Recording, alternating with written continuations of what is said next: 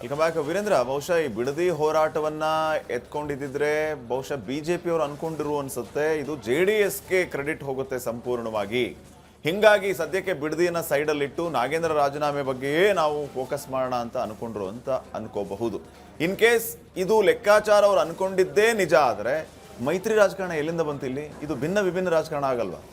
ಅಲ್ಲ, ಈಗ ಎತ್ತು ಏರಿಗೆ ಕೋಣ ನೀರಿಗೆ ಅನ್ನೋದನ್ನ ನಾವು ಮೊನ್ನೆ ಬರ್ದಿದ್ದೆ ಪಾಟೀಲ್ರೆ.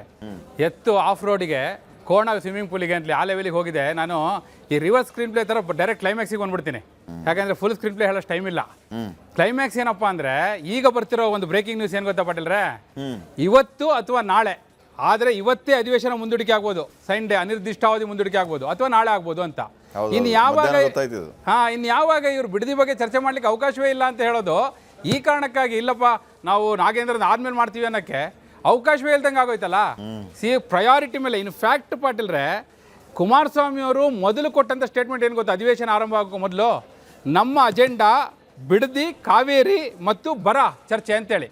ಆ ಮೂರೂ ಚರ್ಚೆ ಆಗಲಿಲ್ಲ. ನಾಗೇಂದ್ರ ವಿಚಾರವಾಗಿ ಬಿಡದಿ, ಈಗ ಬಿಟ್ಟನೆಂದರೂ ಬಿಡದಿ ಮಾಯೆ ಅಂತಾರಲ್ಲ, ಈ ಬಿಡದಿ ಮಾಯೆಯಲ್ಲಿ JDS ಮಾಯ ಆಗೋಯ್ತು ಈ ವಿಚಾರ ಚರ್ಚೆ ಮಾಡೋ ವಿಚಾರದಲ್ಲಿ ಅನ್ನೋದು ಕ್ಲೈಮ್ಯಾಕ್ಸ್. ಬಿಡದಿ ಒಂದು ರೀತಿ ಹಾಗೆ ಆಯ್ತು ಪಾಟೀಲ್ರೆ, you are right. Thank you Veerendra.